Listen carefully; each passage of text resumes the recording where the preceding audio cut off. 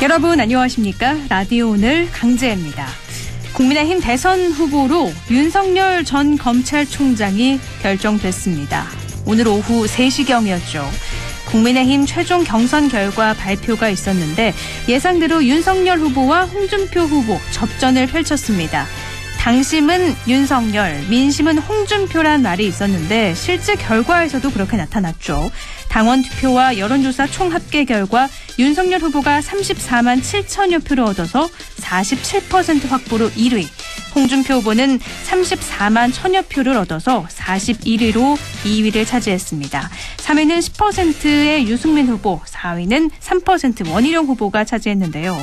윤석열 후보는 최종 후보로 선출된 직후에 이제는 정권 교체라는 책무가 제 어깨 위에 있는 것 아닌가라며 소감을 밝혔습니다. 내년 3월 20대 대선의 대진표가 짜여졌습니다.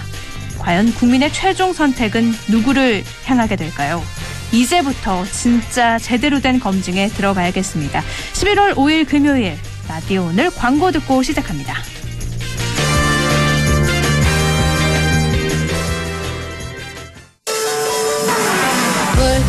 훌쩍 알러지엔 간질 알러지엔 애취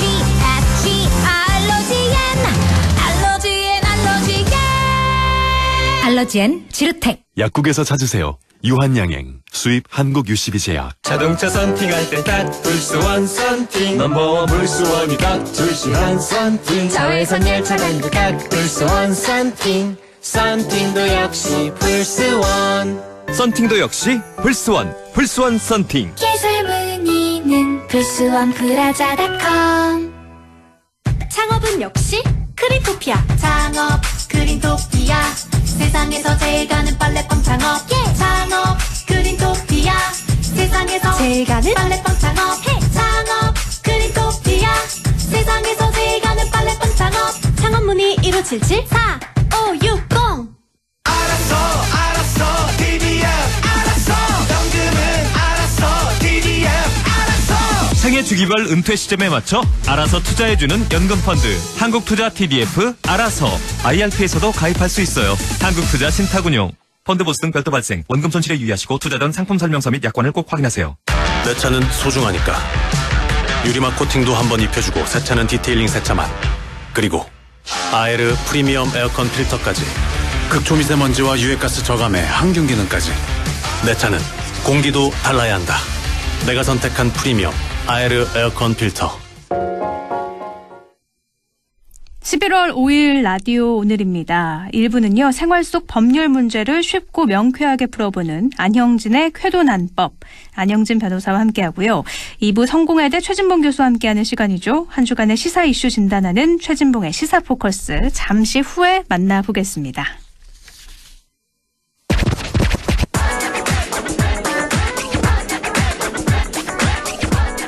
안형진의 쾌도난법, 생활 속의 어렵고 복잡한 법률 문제 쉽고 또 재미있게 풀어보는 시간이죠. 오늘도 안형진 변호사 연결합니다. 안형진 변호사님 안녕하세요.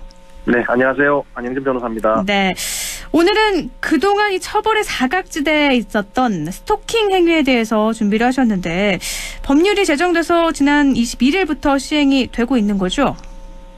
네, 그렇습니다. 네, 스토킹 범죄 어떤 걸 준비하신 건가요? 네, 이 스토킹 행위란 게 이제 기존에는 사회적 용어였지 법적 용어는 아니었습니다. 네. 뭐가 스토킹인지 대해서 정의 규정도 없었고 처벌 규정도 물론 없었죠. 그래서 예를 들어서 남의 집 앞에 계속 멀끄러미 서 있는 행위를 반복해도 딱히 처벌할 수 없거나 굳이 해도 경범죄로 처벌받을 뿐이었는데요. 네. 이런 문제점을 해결하기 위해서 최근에 스토킹 범죄의 처벌 등에 관한 법률이 새로 만들어져서 저번 달이죠. 10월 21일부터 시행되고 있습니다. 네.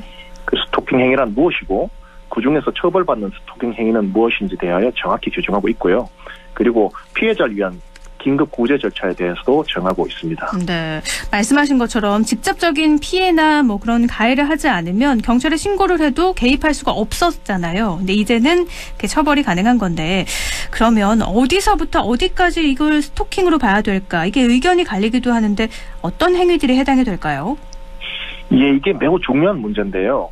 상대방에 대한 순수한 마음으로 접근하는 게 경우에 따라서는 스토킹 행위가 될 수 있습니다. 네. 이번에 제정된 스토킹 처벌법은 스토킹 행위하고 스토킹 범죄를 구분하고 있고요. 스토킹 범죄의 경우에만 처벌을 하고 있습니다. 네. 그런데 이제 지속적으로 또는 반복적으로 스토킹 행위를 하는 것을 스토킹 범죄를 규정하고 있는데요.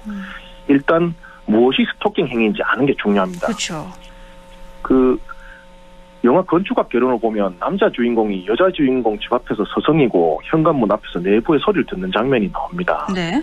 또 뭐 좋아하는 여성 집 문 앞에 꽃이나 선물을 뭐 자꾸 두고 하는 장면도 영화에 자주 등장하는데요. 이런 것들 다 뭐 드라마나 영화에 굉장히 자주 예. 나오는 장면이잖아요. 예. 그런데 그게 이제 법에 의하면 이제 이런 것도 스토킹 행위가 될 수 있고 스토킹 범죄가 될 수 있는데요. 네. 구체적으로 좀 말씀드리면 일단 그 법에서 세세히 규정을 하고 있습니다. 스토킹 행위가 뭐냐? 접근하거나 따라다니거나 진로를 막아선 행위. 그리고 주거, 직장, 학교 등 일상적으로 생활하는 장소 또는 부근에서 기다리거나 지켜보는 행위. 이렇게 또 네. 규정을 하고 있고요. 네. 예를 들어서 뭐 전주에서는 전 여자친구 집에 가서 초인종 막 계속 누르다가 현행범 체포된 일도 있는데요. 이런 거에 해당된다고 볼 수 있겠죠. 또 뭐 우편, 전화 이런 어떤 정보통신만 이용해서 물건이나 글, 말 등을 도달하게 하는 행위가 또 규정되어 있는 거예요. 건데요. 네. 예를 들면 의사에 반하는 연애 편지를 계속 보내면 이것도 스토킹 행위가 될 수 있다는 겁니다. 아, 편지만 보내는 것도 스토킹 행위에 해당이 된다고요. 그렇죠. 네. 여기는 우편이라고 명시가 되어 있는데 편지를 계속 보내면은 스토킹 범죄가 될 수 있는 그런 규정이 있게 된 거죠. 또 법은 여기서 한 걸음 더 나가서 다른 행위들도 스토킹 행위로 규정한 점이 특이한데요. 네. 그러니까 직접 또는 제3자를 통해서 물건 등을 도달하게 하거나 주거지 등 또는 그분의 물건 등을 두는 행위가 스토킹 행위로 되어 있습니다. 다시 말해서 원치 않는 선물을 자꾸 보내거나 한다면은 그것도 될 수 있는 거죠. 그쵸. 물건을 도달하게 한 거니까요. 네, 원하지 않는데 주변 사람을 통해서 나를 받게 한다면 어쨌든 나에게 온 거기 때문에 이것도 그렇죠. 위협적인 행동이 되죠. 네. 또 주거 등 또는 그 부분에 놓여져 있는 물건 등을 훼손하는 행위도 요거 좀 특이한 부분인데요. 물건을 훼손하기만 해도 스토킹 행위 유형으로 보고 있습니다. 물건을 그래서- 훼손한다는 거는 어떤 것들이 해당이 될까요? 그러니까 뭐 여자친구 집 앞에 있는 뭐 난간을 훼손한다든지 네. 뭐 그런 주변의 시설을 좀 훼손한다든지 이런 게 있겠죠. 어. 근데 그런 행위들을 상대방의 의사에 반하고 불안감 또는 공포심을 일으키는 경우 플러스 반복 또는 지속적으로 할 경우에는 스토킹 행위를 넘어서 스토킹 범죄까지 할 수 있다는 거죠. 네. 그래서 네. 네, 결론적으로 이제 상대방에게 추근덕거리는 그 어떤 행위들도 스토킹 행위에 해당할 수 있으니까 조심해야 한다는 점입니다. 그리고 이러한 스토킹 행위가 지속적 반복적으로 된다면 스토킹 범죄가 되고 처벌을 받습니다. 일부에서는요, 이런 이야기도 나와요. 단순히 그런 마음을 표현하는 방법인데 스토킹으로 정의를 내리면 어떡하냐라고도 볼 수 있지만 데이트 폭력 심각성 자주 보도되고 있고요. 그래서 네. 스토킹 범죄의 위험성도 굉장히 크잖아요. 어느 정도나 될까요? 이 스토킹 범죄가 그 자체로도 굉장히 위험한데요. 왜냐하면 피해자 입장에서는 계속 막 전화하고 찾아오고 하니까 시달리기도 하는데 또 중요한 점, 이 스토킹 범죄 이후에 그 다른 범죄로 나갈 수 있다는 위험성이 있다는 겁니다. 맞습니다. 예를 들면 스토킹을 하다가 주거 침입한다든지 네. 성범죄로 이어진다든지 그런 겁니다. 그래서 스토킹 범죄를 막는 거는 그 자체를 막는다는 의미도 있지만 더 중대한 범죄를 막는다는 의미도 있죠. 그러면 처벌 수위는 어떻게 정해져 있나요? 네, 이게 처벌도 좀 중한 편인데요. 스토킹 범죄의 경우에는 3년 이하의 징역 또는 3천만 원 이하의 벌금에 처하고 있고요. 만약 이러한 스토킹 범죄를 위험한 물건을 이용해서 한다. 예를 들어 야구방망이나 칼 이런 게 위험한 물건인데 그 경우에는 가중되어서 5년 이하의 징역 또는 5천만 원 이하의 벌금에 처해지게 됩니다. 그런데 네. 법이 시행된 지 아직 한 달이 채 안 되어서 구체적인 형량에 대한 아직 데이터가 충분하지 않은데요. 뭐 경북경찰청 통계를 보면은 경북경찰청의 스토킹 처벌법이 시행된 후 2주일간 스토킹 범죄 신고 94건이 접수됐고 이 중 21명을 입건해서 수사하고 있는 상황입니다. 네. 뭐 전국적인 다른 사례를 보면은 이제 이별을 통보한 여자친구 차량에 위치 추적 장치를 몰래 붙이고 한 4개월 집요하게 따라다닌 남성에게 구속영장이 발부된 경우가 있는데요. 법원도 스토킹 범죄를 경우에 따라서는 중대하게 보고 있는 걸로 보입니다. 네. 그래서 아무리 사랑하는 마음이 많고 관심이 많아도 이른바 쫓아다니는 행위가 예전과 달리 이제는 구속까지 될 수 있는 중대범죄가 될 수 있다는 점을 깊이 인식하는 것이 중요하다고 하겠습니다. 이 인식 개선이 필요한 게 10번 찍어 안 넘어가는 나무 없다 뭐 이런 속담도 있잖아요. 이제는 10번 찍으면 이제 구속됩니다. 네, 바로 구속되고 중한 그렇습니다. 처벌을 받는다는 거 아셔야 될 것 같아요. 맞습니다. 근데 가해자에 대한 처벌도 물론 중요하지만 피해자에 대한 보호가 굉장히 중요하잖아요. 스토킹 행위를 당한 피해자가 수사기관에 좀 요청할 수 있는 보호 절차들은 어떤 게 있을까요? 이게 스토킹, 이게 보호 절차가 당초에 없었는데 이게 법이 참 제정이 잘 됐죠. 그 피해자에 대한 신속하고 효과적인 보호 절차를 마련하고 있는데요. 우선 피해자는 경찰관에게 긴급 응급 조치를 요청할 수 있습니다. 네. 구체적으로는 스토킹 행위의 상대방이나 그 상대방에게 그 주거 등으로부터 100m 이내 접근을 금지해달라. 그리고 전기통신을 이용한 접근 금지를 요청할 수 있고 경찰관이 이를 스토킹 행위자에게 명할 수 있습니다. 네. 그러니까 법원의 재판이 있기 전에 바로 경찰관 차량으로 할 수 있다는 점에서 신속성과 효율성이 있는데요. 이런 경찰관의 긴급 응급 조치를 위반할 경우에는 1천만 원 이하의 과태료를 부과합니다. 네. 그런데 어떤 사람들 과태료 받지 뭐 그리고 막 하는 사람들이 있을 수 있습니다. 이래서 법은 좀 더 강력한 수단을 마련하는데요. 피해자 검사에게 상대방에 대한 잠정 조치를 법원에 청구할 것을 요청할 수 있습니다. 잠정 조치요? 앞에서 네. 경찰이 자량으로 하는 건데 이거는 법원에서 발부하는 명령이라는 점에서 이거는 잠정 조치가 굉장히 강력한데요. 네. 접근 금지 이런 것도 있지만 유치장에 감금하는 것도 가능합니다. 좀 더 강력하고 또 이거를 접근 금지나 연락하지 말라 이런 잠정 조치 법원에서 발령한 명령을 위반할 경우에는 이거는 과태료가 아니라 2년 이하의 징역 또는 2천만 원 이하의 벌금에 처해되어 좀 더 강력합니다. 그래서 만일 스토킹을 당할 경우에는 우선 경찰에 빨리 신고를 하는 게 중요하고 긴급 응급 조치 및 잠정 조치를 취해줄 것을 적극적으로 요청하는 게 중요하죠. 네. 요청 시에는 서면으로 한다면 더 좋을 것입니다. 그래서 이번에 결론적으로 네. 이번에 또 이렇게 스토킹 처벌법이 시행이 됐는데 반의사 불벌 조항이 있어서 사각지대는 여전하다 이런 의견도 있더라고요. 이게 참 이 반의사 불벌죄를 할 때 입법자들이 고민이 있었던 걸로 보입니다. 왜냐하면은 스토킹 범죄라는 게 많이 사생활적인 거에 연관이 됩니다. 네. 그런데 이것을 이제 피해자의 의사에 반해서 수사가 진행돼 버리면 오히려 피해자에게 사생활이 노출된다든지 그러한 재반의 모든 정황들이 수사 경에 노출되고 이중으로 고통을 받을 수도 있는 거죠. 그래서 그런 점 때문에 입법부가 고민 끝에 이러한 이제 불가피하게 반의사 불벌죄로 입법을 한 걸로 알고 있습니다. 그러니까 이 반의사 불벌이라는 게 혹시라도 가해자가 무서워서 하지 말아주세요 하면은 처벌이 안 되는 거죠? 예, 그렇습니다. 여기서 또 중요한 게 처음에 수사기관에 그래요, 이제 처벌 안 할게요 이래 얘기했다가 사람이 마음이 변할 수 있습니다. 네. 그래서 처벌을 해달라고 번복을 해서 의사를 표시한 경우가 광망 있습니다. 그런데 그러한 의사 번복은 법적으로 할 수 없다는 것이죠. 그래서 처벌을 원하지 않는다라는 의사를 밝기 때문에 굉장히 신중하게 해야 됩니다. 네. 뱉으면 끌어담을 수는 없습니다. 알겠습니다. 22년 만에 시행이 된 법률인데요. 애정과 스토킹은 반드시 분리를 해야 될 것 같고요. 인식의 전환도 필요할 것 같습니다. 오늘 말씀 여기까지 나누죠. 고맙습니다. 예, 감사합니다. 안영진 변호사였습니다. 네, 안영진의 쾌도난법 안영진 변호사와 함께했습니다. 저는 광고 듣고 2부에서 뵙겠습니다.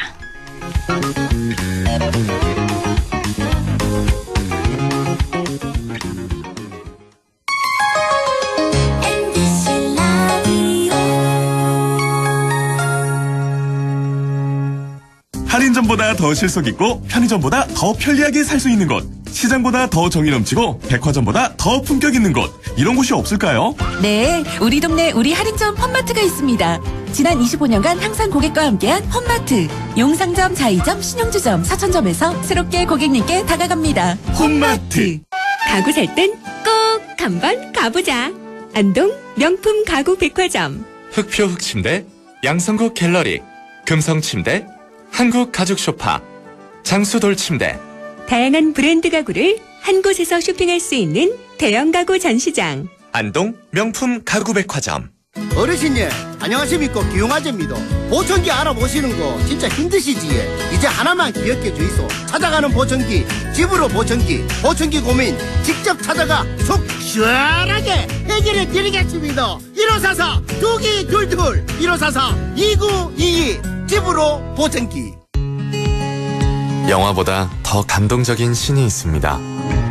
코로나 최전선 의료진의 영웅신, 발코니로 떠나는 우리 가족 여행신, 선생님은 못 만나도 집에서 열심인 열공신, 국민 여러분께서 만들어낸 감동적인 신들입니다. 그리고 이제 모두가 기다려온 백신으로 해피엔딩 신을 보여줄 차례. 우리가 함께 만든 최고의 신들이 있어 대한민국은 반드시 코로나19를 이겨낼 것입니다. 공익광고협의회. 마음을 열어줘. 다가가 나 속삭이도록 언제나 내 생각으로 행복해야 해요.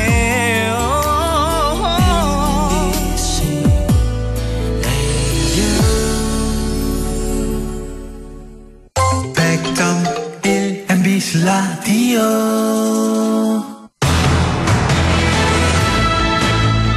최진봉의 시사포커스, 성공회대 최진봉 교수와 함께합니다. 교수님 안녕하세요.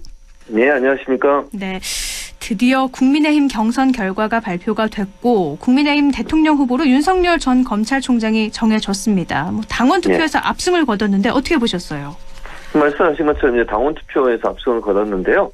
이미 예측됐던 거죠. 당원들은 대체적으로 윤석열 후보를 지지를 했었고, 그 홍준표 후보는 이제 일반 여론조사에서 상당히 앞서는 모습을 보여서 표차가 이제 다 합치면 한 6.7%인가요? 그 정도 차이가 났어요. 그래서 저는 상당히 박빙이었다고 봅니다. 왜냐면 그 초창기에 윤석열 후보가 대세론을 굳히면 상당히 앞서가고 있었거든요. 네. 홍준표 후보는 나중에 뛰어들었는데도 일반 대중 여론조사에서 앞서면서 상당히 많이 따라잡았죠. 그래서 막판에 뒤집히는 거 아니냐 이런 얘기까지도 있었는데 결국은 이제 당심이 윤석열 후보를 지지를 하고 또 일정 부분 여론조사에서 어느 정도 이제 마지막에 좀 피치를 올리면서 윤석열 후보가 따라잡아서 결국 이제 윤석열 후보로 결정이 됐다고 보여지고요. 아무래도 그 당심이나 아니면 나중에 그 지역 당협위원장들이 윤석열 후보 측에 많이 지금 가 있거든요.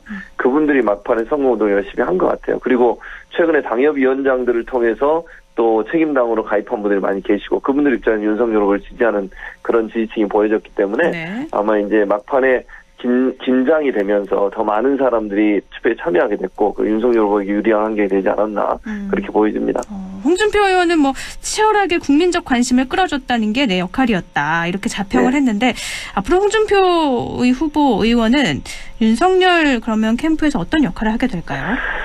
그거는 좀 지켜봐야 될 것 같은데요. 이제 아마 그 민주당처럼 선대위를 새로 꾸릴 겁니다. 그러니까 지금까지 했던 선대위가 아니라 이제 당이 중심이 되는 선대위를 꾸릴 텐데 이제 일반적으로 그냥 말씀드리면 민주당처럼 상임 고문 정도 선대위원장까지 하진 않을 것 같고 제 생각은 아마 이제 상임 고문 정도 지금 이낙연 후보나 아니면 정세균 후보가 하시는 거죠 민주당에서 그 정도 역할을 하지 않을까 하는 생각이 들어요. 그래서 실제로 본인이 선거를 진두지휘하는 그런 모습은 아닐 것 같고 상징적으로 같이 경선에 임했던 분이기 때문에 상임 고문 정도의 자리에서 어떤 도움을 주는 그런 모습을 보이지 않을까. 그러니까 제가 볼 때는 실질적인 도움보다는 상징적 의미의 어떤 도움 이런 부분들이 좀 역할이 아닐까 그렇게 생각을 합니다. 선대위원장까지는 맞지 않을 것이다. 알겠습니다. 윤석열 후보는 전 검찰총장이 대권에 도전하는 최초의 검찰총장이 된 건데요. 대선 후보 첫 일정으로 광주를 방문할 예정이라고 들려요. 그렇게 좀 들리는데 약간 모르겠습니다. 거기에 대해서 좀 반대하는 의견도 있는 것 같아요. 지금 말씀하신 것처럼 그렇게 할 가능성도 있고 약간 고민을 좀 하시는 것 같은데 아무래도 이제 호남 민심은 아직까지는 지난번 이제 전두환 씨 옹호 발언 때문에 분노가 그렇게 사그라들었다고 보지 않거든요. 저는 개인적으로. 그런 상황에서 후보가 되고 나서 갈 때 이제 볼썽사나운 모습이 보이는 것은 그렇게 도움이 안 된다고 저는 봐요. 그러니까 경선 때는 핍박받는 모습이라고 소위 본인이 그런 모습을 보여줘도 경선에 도움이 될 수 있는데 본선에서는 사실 그런 모습이 결코 그렇게 도움이 된다고 보지 않거든요. 저는. 그래서 좀 차를 두고 가지 않을까 하는 생각도 드는데 어쨌든 방문을 하게 되면 광주나 호남 시민들은 좀 냉정하게 태도를 보일 거라고 생각해요. 일부러. 왜냐면 그런 예를 들면 물리적 충돌이 일어나면 그게 윤석열 후보한테 도리어 도움이 된다는 걸 알기 때문에 뭐 무관심 이런 전략을 쓰지 않을까 저는 그렇게 보이는데 윤 후보 입장에서는 이제 전두환 씨 옹호 발언에 대한 비판이 워낙 높기 때문에 그것 때문에 지지율이 또 떨어졌었거든요. 네. 그걸 만회하기 위한 목적으로 광주 방문을 추진하는 것으로 보여집니다. 알겠습니다. 더불어민주당 측이나 뭐 이재명 후보 측은 축하한다, 선의의 경쟁을 하자 이렇게 네, 밝혔죠. 맞아요. 네. 그렇죠. 이제 원론적인 뭐 얘기죠. 뭐 당연히 오늘 후보로 선출됐는데 후보 선출되자마자 비난하고 그럴 수는 없으니까 네. 이 축하 인사하고 선의 경쟁을 하다가 이렇게 얘기를 했는데 이제 뭐 내일부터는 이제 본격적으로 대결이 시작이 됐으니까 네. 후보가 확정되고 서로가 서로에게 이제 날선 공방 또 공격 비판 있을 거로 보여집니다. 윤석열 후보에 대한 이제 검증이 내일부터는 한층 더 강화될 텐데 그렇죠. 그러면 어떤 점에 좀 집중을 해야 될까요? 그러니까 이제 공격을 받는, 그러니까 공격하는 쪽에서는 네. 크게 이제 세 가지. 그러니까 첫째는 본인과 이제 가족 관련된 수사가 있잖아요. 네. 고발 사주 의혹 관련된 공격이 집중될 거라고 저는 보고요. 그리고 이제 본인 부인, 도이치모터스 관련된 거, 그리고 이제 논문, 박사 논문 지금 검증 들어갔거든요. 네. 그래서 그 부분도 논란이 될 거고, 장모가 재판을 받고 계시는데 그 문제 가지고도 계속 이제 공격이 들어올 가능성이 있고, 두 번째는 이제 실언 관련돼서, 그러니까 이제 광주 전두환 씨 옹호 발언 포함해서 여러 가지 이제 실언했던 내용들에서 준비되지 않은 후보라고 이미지를 부각시키는 그런 이제 비판이 있을 가능성이 있고요. 네. 이제 마지막으로는 저는 이제 윤석열 후보 아직까지는 이제 많이 언론에서 보도가 안 됐지만 부산저축은행 관련된 이제 수사 이 문제도 지금 여당 쪽에서는 계속 공격을 하고 있는 상황이거든요. 네. 지난번에 부산저축은행 관련된 비리 부실대출 관련된 수사의 주임 검사를 윤석열 그 당시 이제 검사가 했는데 그게 대장동 건만 빼고 다른 데는 다 기소가 됐는데 대장동 관련된 건 불기소가 됐다. 네. 이런 부분을 지금 논란이 되고 있어서 그 부분을 집중적으로 또 공격할 가능성도 있고요. 네. 그래서 윤석열 후보는 아마 이제 검찰을 재직하면서 했던 여러 사건들과 연관해서 이제 비리나 아니면 의혹이 있는 부분들 이런 부분들을 여당에서는 집중적으로 공략을 하지 않을까 그런 생각이 듭니다. 그러면 윤석열 후보는 뭐 가족 수사나 고발 사주 의혹 실언도 있고 부산저축은행도 있고 여러 가지가 있는데 어떻게 좀 대응을 해나갈 거라고 보세요? 저는 이제 본인은 관계 없다고 얘기를 하겠죠. 저는 그게 이제 고발 사주 문제도 그 이런 일이 있었다 하더라도 본인은 개입하지 않았다 이렇게 이제 나갈 가능성이 있다고 봐요. 네. 제가 볼 때는 뭐 손준성 검사나 김웅 의원이나 뭐 증거가 많이 나왔음에도 불구하고 계속 지금 기억이 안 난다, 본인은 몰랐다, 그냥 전달했을 뿐이다 이러고 넘어가잖아요 지금. 네. 근데 거기에 아직까지는 이제 윤석열 후보가 직접적인 연관이 돼 있다는 자료는 아직 증거로 나온 건 없어요 현재는. 그렇기 때문에 윤석열 후보는 자기는 모르는 일이다 이렇게 네. 나갈 가능성이 있다고 저는 봅니다. 그리고 이제 고발사주는 이제 본인은 모른다, 관계 없다, 지시한 적 없다 이렇게 나갈 거고요. 부인 관련된 문제는 이제 그게 만약에 이제 문제가 되더라도 본인이 뭐 예를 들면 직접적인 연관이 없는 거잖아요. 그러니까 이제 부인에 관련된 문제고 네. 그런 문제이기 때문에 본인하고 직접적인 관계는 몰랐다 이렇게 이제 얘기할 가능성이 있죠. 그래서 아마 제가 볼 때는 연관성을 끊는 쪽으로 가지 않을까 하는 생각이 들어요. 의혹이 제기되더라도 본인은 그런 일에 개입한 적이 없고 관여한 적이 없고 잘 몰랐다. 이런 식으로 아마 이게 의혹을 끊어내는 과정 네. 이런 과정을 통해 대응하지 않을까 그렇게 생각을 합니다. 앞으로의 행보도 짧게 한번 짚어주시죠. 뭐 이제 윤석열 후보 입장에서는 이제 보수층을 일단 결집을 해야 되고요. 경선이 끝났으니까 지금 이제 제가 볼 때 20, 30대가 가장 이제 저는 그러니까 자기 쪽으로 끌어들여야 되는 대상이거든요. 왜냐하면 네. 20, 30대들이 홍준표 후보를 지지를 했었잖아요. 그렇죠. 그러다 보니까 이제 그런 부분에서 홍준표 후보를 지지해서 보수층을 지지했었는데 자신들을 지지하는 이제 후보가 떨어지고 윤석열 후보가 됐으니까 만약 이쪽으로 다 넘어올 거냐.